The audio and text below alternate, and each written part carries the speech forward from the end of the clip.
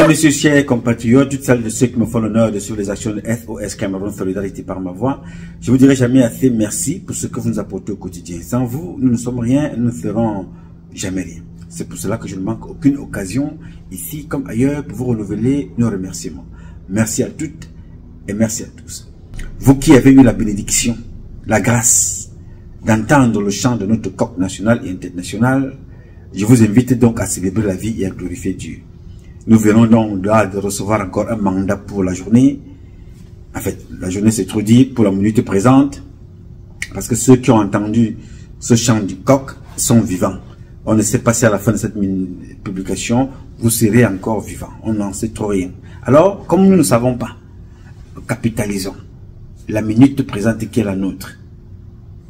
Glorifions Dieu. Célébrons la vie avec l'autre. Soyons les distributeurs automatiques du bonheur. Que Dieu vous bénisse tous. Mes chers compatriotes, j'ai voulu échanger avec vous ce matin 2 vidéos. Ces 2 vidéos-là, c'est des enseignements que nous avons déjà pratiqués chez nous à une certaine époque. Et ça me fait toujours plaisir de voir des personnes qui viennent dire des choses, comment ils se préparent. Alors que nous-mêmes, sur qui ces gens-là font les plans pour le développement de leur pays, nous ne pensons plus à rien. Nous sommes dans des églises. Et nous oublions que ceux qui ont fait l'Amérique, ce ne sont pas les gens, les anges qui sont tombés d'ici, ce sont des hommes et des femmes comme nous qui ont fait ce pays-là. Mais nous, pendant que les autres ont travaillé, nous venons nous asseoir, profiter des bienfaits des autres. Nous sommes sur Facebook, nous sommes sur YouTube, nous sommes sur WhatsApp, nous sommes sur Twitter, en train de s'insulter, pendant que les autres sont en train de travailler. Pour renforcer. Après, quand ils vont dire qu'on nous chasse, ils disent, non, non, non, vraiment la droite, vraiment, Trump est revenu. Oh, il veut chasser les Noirs. Oh, il veut faire ceci. Ouais, Marine Le Pen, si elle arrive, vraiment, voilà ce qu'elle va faire. Elle n'aime pas les Noirs. Marine Le Pen n'aime pas les Noirs. Je te pose la question que les Noirs, quand ils sont en France, vous faites quoi? Quand nous sommes ici, nous faisons quoi? Ben, si la France ne nous aime plus, comme je l'avais d'ailleurs dit à un certain moment, si tu n'aimes pas la France, sors de la France. On serait fiers, n'est-ce pas, de retourner chez nous. Mais le seul moment où nous sommes fiers de retourner chez nous, ça allait montrer les costumes. C'est-à-dire que quand j'étais dans un meublé, non, on peut bien diriger le pays là mal. Vraiment, mon frère, ça va mal, hein. Ouais, il n'y a pas l'eau, il n'y a pas d'électricité, il n'y a pas ci, il n'y a pas ça. Et il est temps que je rentre, hein. Mais il faut que je retourne en Europe. Ça, c'est le discours de tous, ou de la plupart. Ils n'aiment pas la France, mais la France les rassure. Ils aiment leur pays, le Cameroun, mais ils ne font rien pour le Cameroun. En tout cas, ils passent toute leur vie à insulter, à attaquer, des insultes, des commentaires, montrer les faits, chacun raconte sa vie. Mais quand les Blancs disent automatiquement que bon, vous, votre présence ici, bon, c'est vrai, vous avez été là à tort ou à raison, mais oh, on va sélectionner ceux qui doivent venir chez nous. Non, c'est que Marine Le Pen est raciste. Elle n'aime pas les Noirs. Nous oublions que ceux qui n'aiment pas les Noirs ici, les premières personnes qui n'aiment pas les Noirs sont d'abord les Noirs eux-mêmes, qui ne s'aiment pas.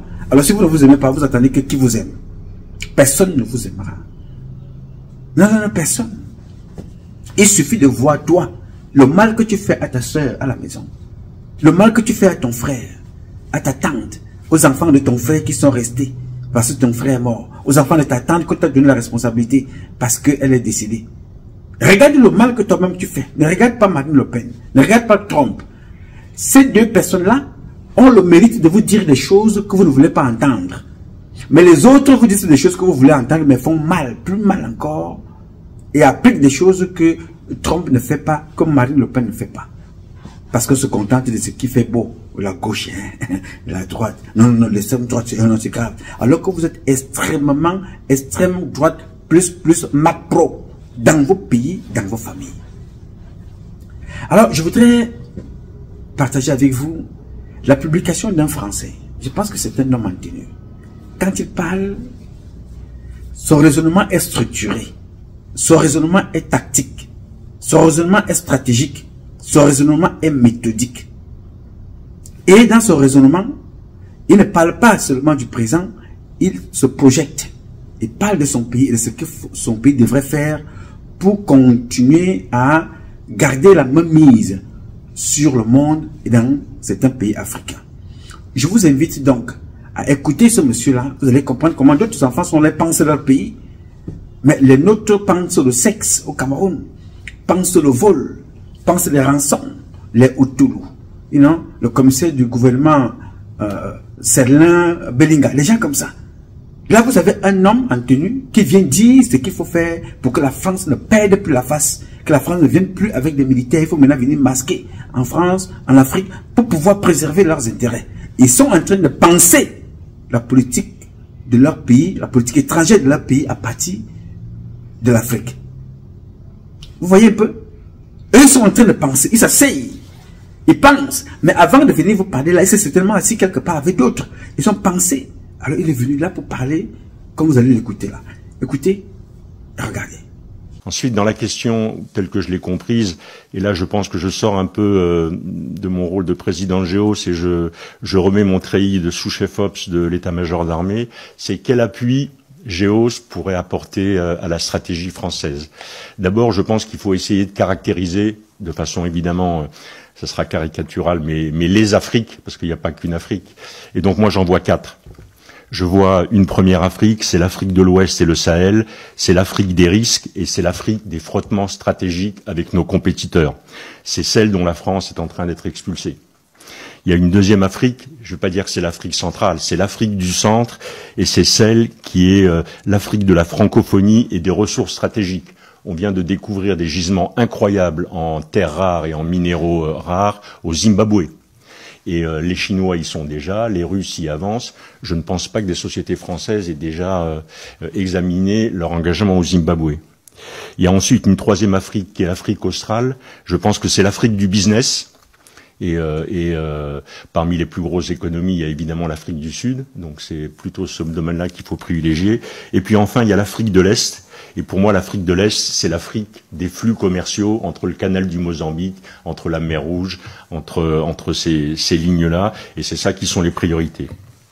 Sur l'Afrique de l'Ouest, et je vais me concentrer là-dessus, puisque j'ai pas tellement de légitimité pour les autres Afriques. Pour l'Afrique de l'Ouest, je pense que d'un point de vue macro, la problématique est très différente d'une problématique qui serait simplement sécuritaire ou économique. Ce qui est en train de se jouer en Afrique de l'Ouest, c'est toute une zone d'Afrique qui est en train de basculer et qui pourrait devenir le levier de nos compétiteurs, et notamment de la Russie, pour imposer un modèle de société qui n'est pas le nôtre. C'est ça qui se passe. C'est pas uniquement la sécurité. Et on voit cette espèce de traînée de poudre. On voit maintenant les Russes qui sont arrivés au Tchad, qui sont au Burkina, qui sont au Niger, qui sont peut-être bientôt au Sénégal. On sait qu'ils avaient manifesté leur intention de prolonger vers la Côte d'Ivoire. C'est pour moi un peu ça l'enjeu. Du coup, si notre pays a l'intention de continuer à peser ou de conserver une forme d'influence dans cette zone-là, il est clair que ça n'apparaîtra pas dans les champs physiques. Je pense que l'option militaire, ou la présence militaire, ou la visibilité militaire ne sera plus un critère pour développer cette influence. Je pense qu'elle reposera sur les champs immatériels. C'est dans ce domaine-là qu'il faut investir. Et globalement, en le résumant, il faut passer d'une stratégie démonstrative et bruyante à une stratégie discrète et une stratégie d'accès. C'est à mon avis ça l'enjeu. Et tous les acteurs que vous avez réunis ici, mais bien d'autres, devraient participer à cette stratégie, si jamais c'est bien notre stratégie. Pour mettre ça en œuvre, ça suppose 3 ou 4 conditions. D'abord, c'est que l'État bénéficie d'un réseau d'entreprises de confiance. Et là, il faut déterminer ça. Quels sont les critères? Comment on les détermine? Comment on le valide? Est-ce qu'il faut le légaliser? Est-ce que c'est simplement de l'interpersonnel? Mais en tout cas, il y a un sujet là. La deuxième, c'est que l'État ait la capacité et les mains qui soient un peu plus ouvertes sur les capacités d'externalisation, de transfert d'un certain nombre d'actions régaliennes. Il faut trouver la bonne ligne de séparation des eaux vers des entreprises privées. Je sais que c'est déjà le cas, notamment pour DCI et Expertise France, mais il faut revoir ça dans son ensemble. La troisième chose, elle a été dite, c'est que finalement, il faut sortir de la logique d'offre pour être dans une logique de réponse à la demande. Et dans ce domaine-là, il faut aussi être capable de susciter la demande. Il faut pas l'attendre, il faut la susciter. Mais en tout cas, il faut sortir de la logique, on va vous fournir que des pneus gauche de camion, si jamais il leur faut un pneu gauche et un pneu droit. Et c'est quand même un peu ce qui s'est passé pendant un certain temps. Et puis enfin, et c'est aussi une des conclusions qui a été évoquée, il nous faut avoir une structure qui soit une structure capable d'intégrer de nombreuses capacités. Je pense que un des sujets de l'influence, un des sujets des capacités à développer, c'est pas tant les métiers. On a des gens qui sont très bons dans les métiers. C'est la capacité à coordonner tout ça. La solution à l'influence, la solution aux crises, elle est pas tant dans le matériel, elle est pas tant dans l'expertise, elle est dans la capacité à coordonner. C'est ça qui détermine l'efficacité. Et c'est là qu'on doit aller. Un dernier mot encore pour dire qu'est-ce qu'on pourrait faire ou comment on pourrait essayer d'expérimenter ça. Je me suis posé la question, quand j'ai lu la volonté ou la décision politique de réduire profondément nos effectifs prépositionnés outre-mer, je me suis dit qu'est-ce qu'on pourrait faire pour illustrer ce que je viens de dire. Eh bien voilà ce que l'on pourrait faire. On pourrait se faire demander, évidemment, c'est pas une offre, mais on pourrait se faire demander que l'ensemble Port-Bouët, Port, aéroport d'Abidjan et Lomo Nord soient transformés en camps multinational de mise en condition opérationnelle des contingents qui vont participer à des opérations, que ce soit des contingents africains ou que ce soit des contingents européens. Voilà ce qu'on pourrait faire. Et dans ce domaine-là, comment on fait pour baisser la visibilité d'un projet comme ça? C'est extrêmement simple. GEOS l'a fait en Afghanistan, GEOS l'a fait au Mali pour assurer le fonctionnement et la vie d'un camp. Ensuite, DCI est capable de faire de la formation sans porter spécialement des uniformes français. Expertise France est capable de faire le reste. Et là, on a un projet, dès lors que les Africains nous le demanderaient, qui serait d'abord intégré avec tout ce qu'on est capable de faire sur les mines, sur la formation médicale, sur la formation militaire, sur la livraison de matériel. On peut aller plus loin, on devrait aller plus loin. Cet intégrateur, il devrait être capable de balayer le champ depuis l'humanitaire jusqu'à la formation militaire, du culturel jusqu'à l'entraînement de gens sur le camp de Lomo Nord, qui est un champ de tir assez connu.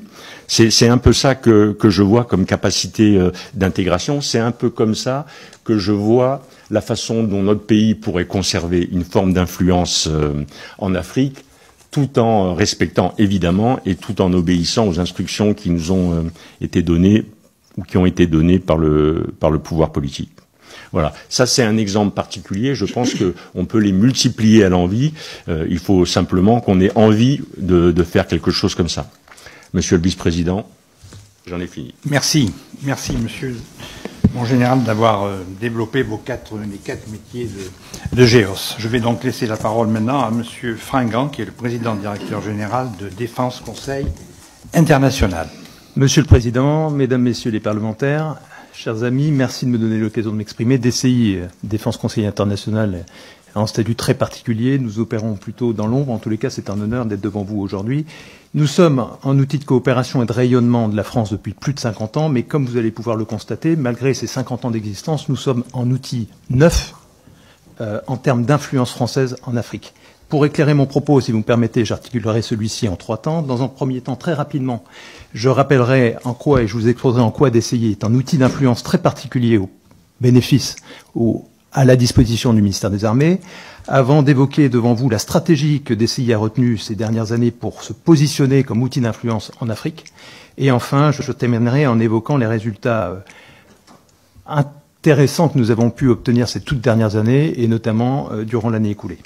Premier point, en quoi DCI est un outil d'influence de la France et plus particulièrement du ministère des Armées. Pour aller à l'essentiel, je pense qu'il est important de revenir à la genèse, à la création de DCI. 1972, DCI a été créé pour accompagner les grands contrats d'export à l'armement et assurer la formation opérationnelle dans le cadre de ces grands contrats d'export.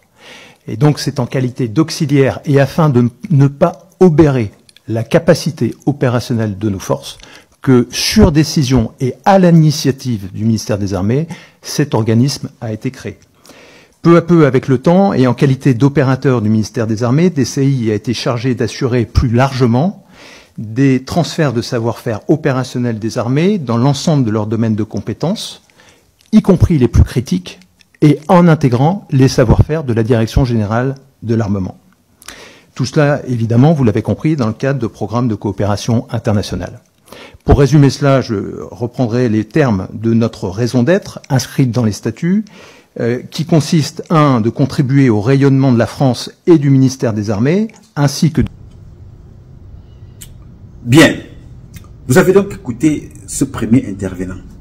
Il vous parle là, il parle dans une commission d'enquête pour expliquer ce que la France devrait faire pour reconquérir l'Afrique.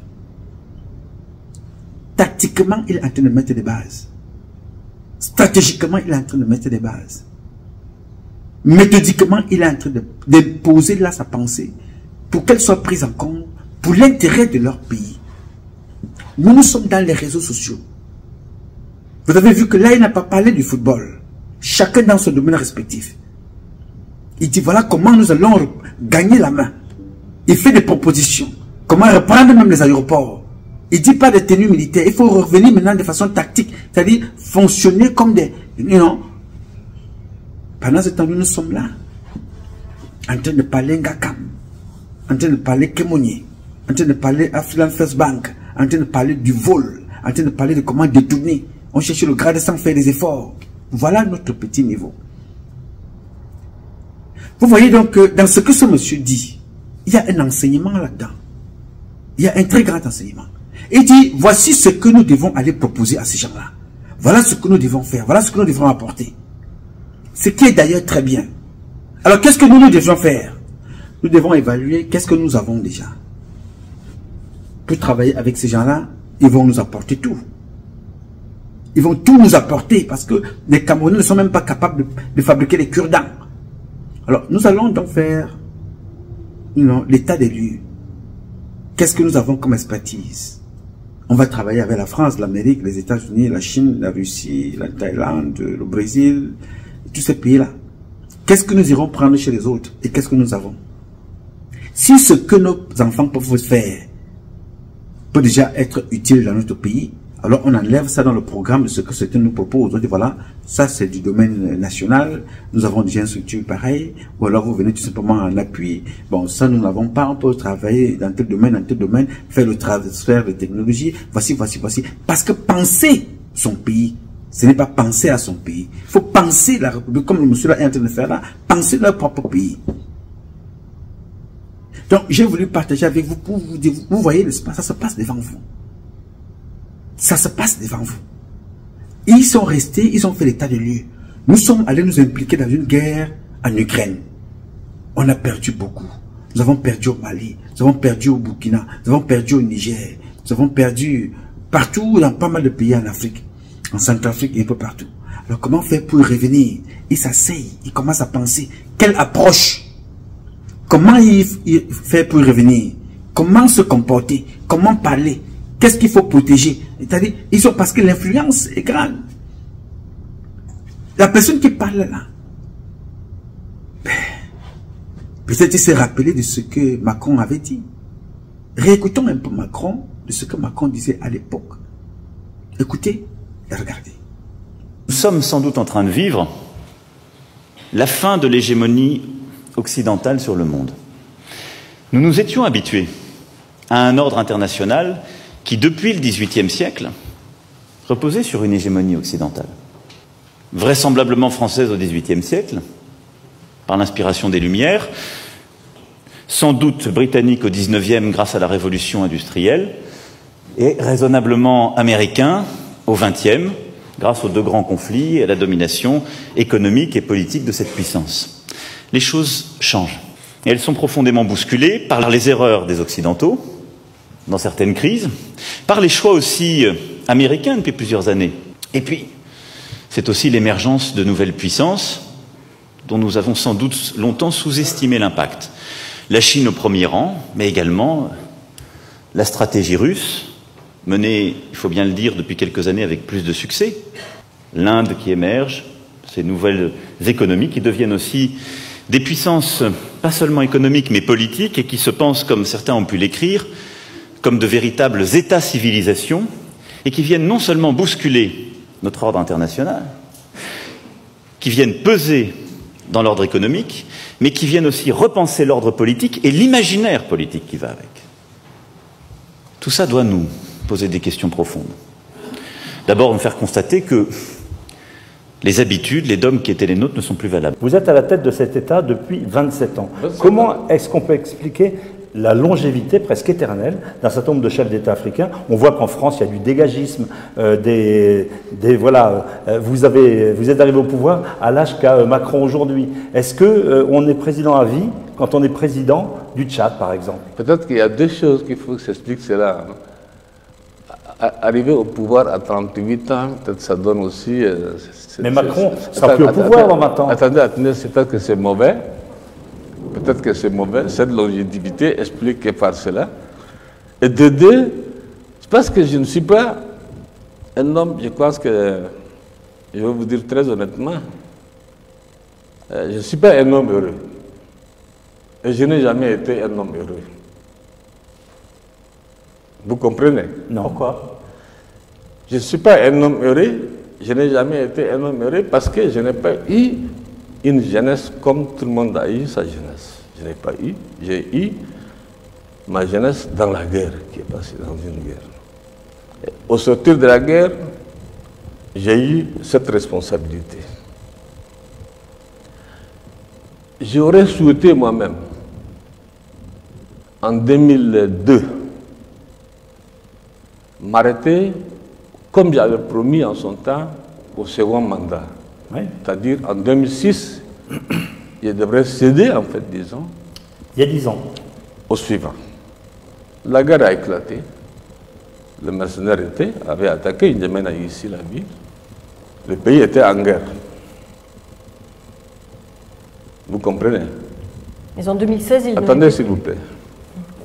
Et comme j'ai dit dans la politique africaine, la France intervient souvent, et je le dis haut et fort, la France a intervenu, je dis bien, je n'ai pas demandé, je dis je ne le fais pas, de changer la Constitution. Pour l'histoire, je dis bien. Bongo n'est pas là. Bongo père, je dis bien. C'est à Paris. J'ai refusé. Et je n'ai pas fait la campagne. Qu'est-ce que vous voulez dire? C'est la France qui vous a poussé à continuer? C'est toujours la France qui fait, et c'est toujours la France qui critique, et c'est toujours la France qui est derrière. Mais en 2016, la France n'était pas derrière votre candidature. Écoutez-moi d'abord, s'il vous plaît. Ce que vous voulez dire, c'est que c'est Paris qui vous a poussé à continuer? Laissez-moi finir. Quand, comment on appelle, ils appellent le constitutionnaliste qui est venu ici, je ne connais même pas son nom. Je ne connais même pas son nom. Moi, j'ai refusé, j'ai dit je ne change pas. Ils ont passé par leur arcane, puisque l'Afrique, pour la France, il n'y a rien de, comment on appelle, de caché. C'est entre ses mains. Passé par les uns et les autres, ils ont changé la Constitution. Ce n'est pas Déby qui a changé la Constitution. Ce que vous dites clairement, c'est que c'est Paris qui vous a forcé la main pour rester au pouvoir. J'ai dit que en tant que soldat, j'ai donné ma parole d'honneur en son temps de quitter le pouvoir en 2006. Il y a deux choses qui sont intervenues. La guerre, évidemment. La deuxième, c'est la France. Qui vous a dit de continuer. Bien sûr. Et maintenant, aujourd'hui, ce sont ceux-là même qui ont changé la Constitution qui me critiquent. Et là, aujourd'hui, combien de temps encore? Pour autant, je pense que... Bien, vous avez écouté le président Emmanuel Macron. Personne en France n'avait jamais fait un tel état de lieu. Personne, aucun président n'était jamais allé aussi loin pour faire le bilan, l'état de lieu, un regard panoramique de la situation stratégique dans le monde et des puissances et de leur baisse. Lui-même, il reconnaît que l'hégémonie occidentale a perdu de son essor. Il le reconnaît lui-même. Mais qu'est-ce qu'ils ont fait? La sortie de ce monsieur. Et vous vous rappelez du général qui est passé il n'y a pas très longtemps, qui vous disait, voilà, il faut repartir en Afrique avec les armes. Celui-ci vient différemment, avec une autre vision.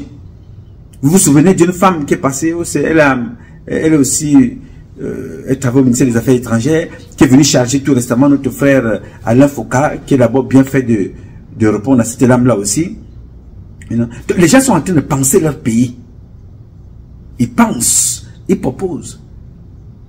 Le président Macron avait déjà défini démontrer qu'il y a un problème, qu'il y a quelque chose là. La Russie prend de l'avance, l'Inde prend de l'avance, le Niger prend de l'avance, le Mali, le Burkina, tous ces pays-là aujourd'hui prennent de l'avance. Il n'y a que le Cameroun qui est dans la végétation.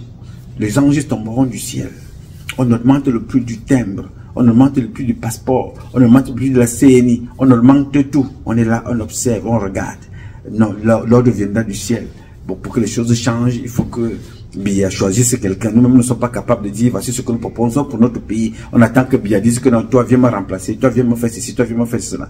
Oui, c'est possible qu'on décide de ce. Nous pouvons décider de nous-mêmes de ce que nous allons faire de notre pays. Pour que notre pays soit respecté. Parce que c'est un pays respectable. C'est certains dirigeants qui ne sont pas respectables. Le Cameroun est un pays respecté et respectable. C'est certains dirigeants qui ne méritent même pas d'être devant des gens qui ne sont pas respectables. Il faut donc qu'on pense à notre pays. Il ne faut pas qu'on croise les bras, qu'on s'asseye, qu'on attend, on se dit voilà, ce qui se passe avec les autres, on écoute ça. Bon, là, on a perdu un jeune frère qui est mort, Langri Ngemo. On attend le suivant. Bon, l'autre, on nous a parlé aussi d'un autre là. Non. Non. Beaucoup de nos compatriotes vont tomber. Beaucoup vont encore mourir. Mais, entre-temps, pensons. La République. La dernière image que je voulais partager avec vous, c'est l'image d'un Congolais qui parle des riches dans son pays. Son message m'a intéressé. Je vais déjà vous permettre d'écouter ce qu'il dit et je vais vous dire pourquoi son message était beau, intéressant, instructif. Écoutez et regardez. Monsieur Willy Kalengai, au Nigeria, jusqu'en l'an 2000, l'Africain le plus riche, Aliko Dangote, il n'était pas milliardaire. Mais c'est Tony Elumelu, le propriétaire de la banque UBA ici chez nous au Congo. Ils n'étaient pas milliardaires. Ils sont devenus milliardaires grâce à la vision d'un homme qu'on appelle Olusegun Obasanjo. Lorsque Olusegun Obasanjo accède au pouvoir, il dit ce n'est pas possible. Tous les secteurs économiques sont contrôlés par les étrangers. Mais de quelle manière nous allons obtenir notre indépendance économique? Par quelle magie? Que devons-nous faire pour que nous puissions aussi avoir les nôtres qui vont nous permettre de contrôler l'économie nationale? C'est à ce moment-là qu'Olusegun Obasanjo fait par exemple une expérience. Il dit, mais à Goma là-bas, il y a un certain Vani Bichweka. C'est un entrepreneur congolais. Il est percutant. Amenez-moi Vani Bichweka ici. Il arrive au Congo central. Il trouve, mais il y a un homme là-bas qu'on appelle Seledia. Amenez-moi ici. Oh non, il y a Tatuka Sebou là-bas. Oh, voilà, qu'ils viennent ici. Il rassemble 100 jeunes Nigérians dans la salle. Il dit, je vous propose un pacte, nous allons faire une révolution. Ils sont surpris, mais quel type de révolution que Olusegun Obasanjo nous propose? Il dit, on va faire une révolution. On doit avoir l'indépendance économique du pays. On va faire comment? Il dit, toi, Tony Elumelu, tu travailles dans quoi? En tout cas, moi, en tout cas, vieux, j'ai fait un peu le lit Kelemba aux gens. Donc, ce monsieur a une vision bancaire. Il ordonne à la Banque centrale de financer ce monsieur, il crée la banque, il crée UBA. Et aujourd'hui, UBA est installé même à Dubaï, même en France, même aux États-Unis d'Amérique. Aliko Dangote, toi tu es dans quoi? Oh non, moi je pars au Vietnam, je pars acheter du ciment, ainsi de suite. Ah, donc toi tu es dans... Voilà. Il instruit aux banques centrales, donne l'argent au ministre de l'économie, il crée la cimenterie. Dès que la cimenterie d'Aliko Dangote termine la construction, il ordonne au ministre de l'économie, il dit, prends une décision pour interdire l'importation du ciment. Il contraint ainsi le marché local à acheter que le ciment produit par Aliko Dangote. C'est comme ça qu'Aliko Dangote est devenu milliardaire. Décision volontaire. Nous devons faire une révolution. Et cela doit dépendre de la volonté du pouvoir public. Pendant très longtemps, nous avons fait des tentatives et des tentatives. Je propose qu'il y ait la création d'un fonds souverain. Lorsqu'il y a des Congolais qui se mobilisent pour la création de banques, il faudra que l'État congolais, grâce à ce fonds souverain, accepte d'accompagner ces Congolais. Au travers des fonds souverains, l'État congolais doit aussi prendre un moratoire fiscal pour tous les Congolais qui s'aventurent dans le secteur bancaire. Parce que c'est grâce au secteur bancaire que nous serons en mesure de financer nos activités de développement. Je propose encore que dans ces pays, qu'il n'y ait plus une seule société commerciale qui soit créée sans que les Congolais ne soient dans le capital social.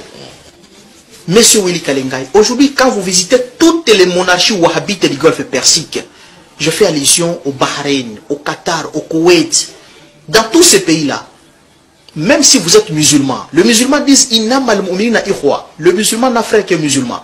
Même si vous, M. Willy Kalengai, vous êtes musulman, vous arrivez aujourd'hui en Arabie Saoudite, vous arrivez aujourd'hui au Qatar, vous voulez créer votre société, on vous interdit, on dit, monsieur, vous n'avez pas les droits.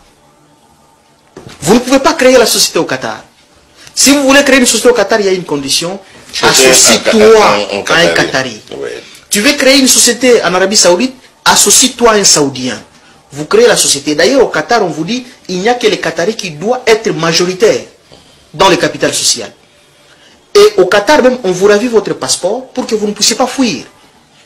Pourquoi? Parce que l'économie nationale, les richesses du pays doivent profiter aux nationaux. Par essence, dans toutes les monarchies wahhabites, les dieux ne leur avaient donné que deux richesses. C'est le pétrole et le gaz. Mais les pétroles et les gaz sont des richesses épuisables. Demain ou après-demain, ils vont disparaître. Comme le cuivre, le cobalt, oui. Effectivement, comme les diamants de Mbujimaï, comme les cuivres cobalt qui sont au Katanga, comme les thym au Maniema, et ainsi de suite. Ce sont des richesses épuisables. Dès que ça termine pour du bon. Alors pour que ces richesses puissent profiter aux nationaux, il faudra que nous puissions conditionner dans la création de toutes les sociétés commerciales dans ces pays par la participation des nations dans le capital social. Ceci aura quel avantage? Ça permettra à ce que les Congolais aussi participent dans la formation des richesses. Ça permettra, en cas de bénéfice, nous allons aussi nous partager les bénéfices. Et ça va aussi permettre à l'État congolais de contrôler l'économie nationale. Parce que sinon, les étrangers tels qu'ils sont là, le marché financier c'est un marché spéculatif. Il s'appelle juste au téléphone, on bloque l'argent, dollar monte. Et ça va encore continuer de monter. Ça n'a pas encore touché le plafond. Ça va encore continuer de monter. Bien. Il vous parle de ceux qui ont été, j'enlève les lunettes de mon ami Augustin, à qui je passe le bonjour. Il vous parle de ceux qui ont été financés dans son pays, qui étaient encore, il n'y a pas très longtemps, n'étaient pas encore des milliardaires. Il vous parle de comment est-ce que certains sont sortis de la pauvreté en tant qu'opérateurs économiques, comment certains se sont développés, les hommes d'affaires. Il a pris des exemples. Mais je vais parler aux plus jeunes qui ne savent pas. Ce que ce monsieur dit là, c'est vrai. Mais notre président faisait partie des premiers. Je n'ai pas dit qu'il était premier. Il fait partie de la poignée qui ont pensé qu'il faut encourager les entrepreneurs locaux, nationaux. Il faut les financer.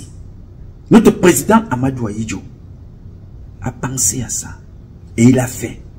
Beaucoup de nos compatriotes, hommes d'affaires du côté de l'Ouest, le savent. Du côté du centre, le savent aussi. Du côté du Sud, du côté du Grand Nord, Amadou Ahidjo a financé beaucoup. Amadou Ahidjo a financé beaucoup. Beaucoup de nos opérateurs économiques que vous connaissez. Il a financé pour les accompagner.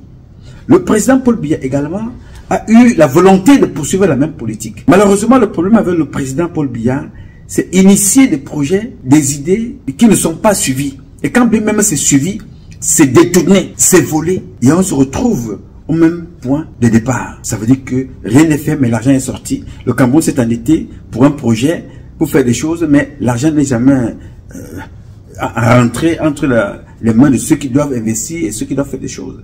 Les surfacturations, les détournements, enfin, je ne peux pas vous faire la liste ici. Donc quand vous écoutez ce monsieur parler, vous avez l'impression que c'est quelque chose qui est extraordinaire. Pourtant, les Camerounais l'ont fait très longtemps avant. Nous l'avons fait. C'est pour ça que je vous dis tous les jours, quand vous regardez les peuples faire des choses, vraiment, je ne sais pas s'il y a un peuple aussi intelligent plus que le peuple camerounais. Nous avons cette intelligence. Nous avons cette capacité de faire les choses. Mais qu'est-ce qui n'a pas marché? Nous avons payé cher pour apprendre. Très cher pour apprendre. Mais il va falloir se rattraper.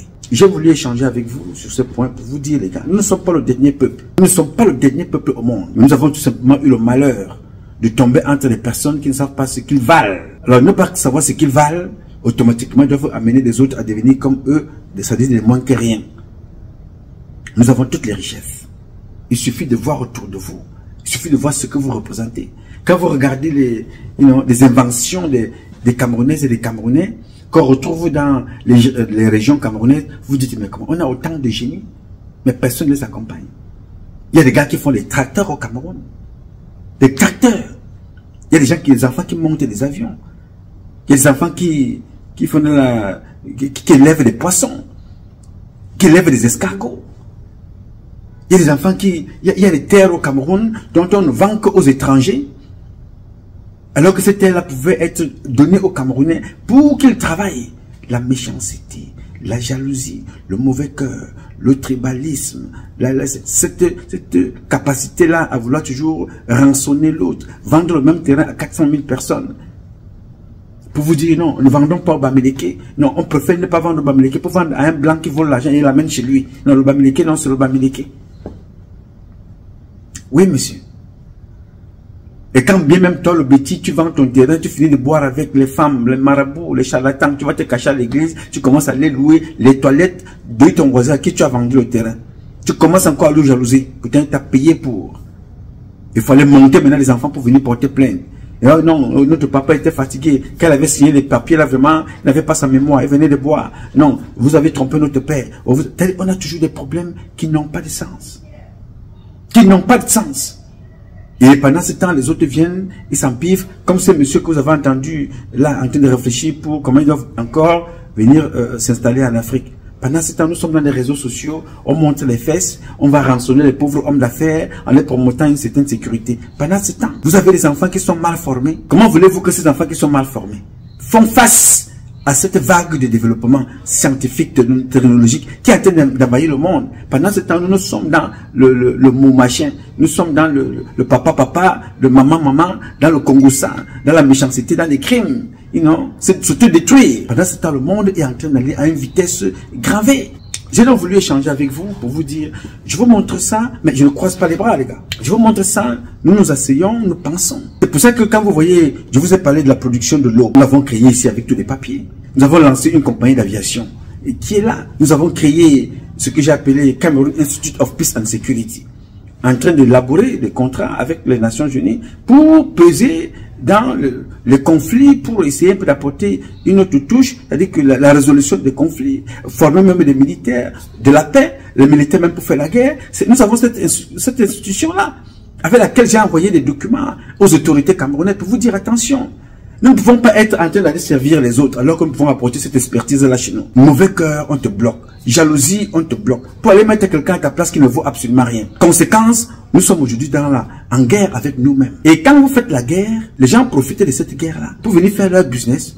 Les Chinois, les étrangers, ils font leur business, ils s'en font. Entretuez-vous, ce n'est pas ça leur problème. Oui, monsieur. Donc, j'ai voulu partager cet instant-là avec vous, attirer ton attention. Bon, voilà ce qui est en train de se passer dans notre pays. Les gens sont loin.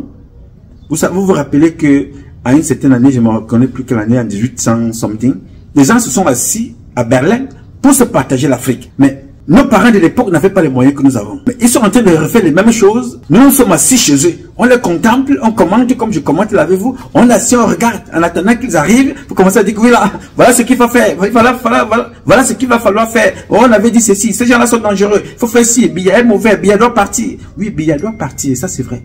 Et toi qui n'es pas obligé de partir, qu'est-ce que tu fais? Tu te morfonds dans le tribalisme. Je suis Bamileke. Tu te morfonds dans le tribalisme. Je suis Béti. Mais Biya doit partir. C'est le Chinois qui doit rester. C'est l'Indien qui doit rester. C'est le Libanais qui doit rester. Biya part. Mais toi-même alors? Non, je suis en France, mon frère. Je vais aller en vacances au Cameroun, là. Tu sais, je vais aller... J'ai préparé les vacances avec les enfants. On a déjà même relevé le meublé. Hein. On a réservé ça. On en a pour 2 mois et demi. Après, je vais aller au village, regarder les grands-parents. Puis je reviens, et ainsi de suite, et tout ça. Personne ne pense à la République, mais chacun pense seulement son petit coin.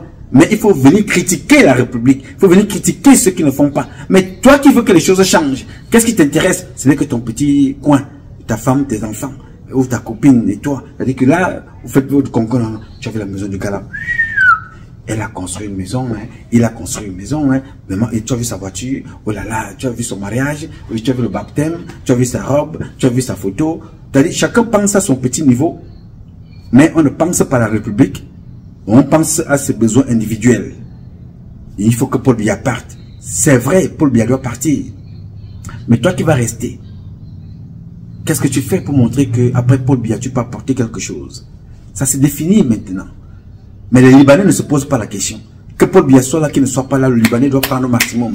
Il s'implante, il fait tout pour avoir la nationalité camerounaise. Il s'implante, il fait tout pour acheter le terrain, il met là. Pour se protéger, il va voir le commandant de brigade, le président du tribunal qu'on vient de mettre en place, le sous-préfet, le préfet, le maire, les députés, les sénateurs. Il va corrompre tout le monde. Il est là tranquille, il fait son petit argent tranquillement. Il devient là. Riche chez vous. Il vous a trouvé pauvre, assis sur la richesse. Il vient la prendre, il développe, il devient milliardaire. Il vous commande, il gère, il s'empiffre. Vous avez comme ça, Iran, au Cameroun. Vous avez les Kalaputos. Vous avez, et tout ça avec la complicité de vos propres parents qui sont là. Alors, si vos parents sont vendus, comme les Ferdinand Gongo, les Oswald Babouké, toute cette clique des parvenus là, s'ils sont vendus et s'ils sont maudits, qu'est-ce que toi tu fais pour que ça change? Tu commentes dans les réseaux sociaux, n'est-ce pas? Très bien. Alors commence donc à réfléchir pour toi-même. Parce que si tu es pauvre aux États-Unis, pauvre en France, si tu es esclave en France, esclave aux États-Unis, et tu ne fais rien, rassure-toi mon frère, tu seras encore esclave chez toi. Et alors là-bas c'est encore pire. Dans ton propre village, on t'appauvrit, on t'humilie, on te jette même en prison ou on te tue. Quelle souffrance, quelle honte pour nous. Bon, moi je veux donc pour que ça ne soit pas ici. C'est pour ça que je t'appelle. J'échange avec toi. Pour que tu prennes conscience. Le monde est en train de changer. Il faut que tu sois parmi ceux-là qui apportent le changement dans ce monde-là à partir de chez toi. Si tu ne fais rien, tu vas donc demeurer un suiveur. J'ai dit. Mesdames, messieurs, chers compatriotes, ce combat est un combat de tous et de chacun pour un intérêt commun. C'est avec la volonté des Camerounaises et des Camerounais que vous êtes et la bénédiction de Dieu que nous vaincrons. En attendant, le combat continue. Et ce combat qui continue parce qu'un Cameroun nouveau est possible. Chacun dans son domaine respectif. Et c'est parce que chacun sera dans son domaine respectif que nous redonnerons là au Cameroun ses lettres de noblesse, ce qui a toujours été le vœu, le souhait, ce pourquoi nos ancêtres se battaient, faire du Cameroun la capitale du paradis sur terre. Et je sais compter sur vous. Vous pouvez compter sur moi. Je m'appelle Nouma. Patrice Nouma. Je réponds au 001 551 666 1027. I love you, but God love you more. Thank you.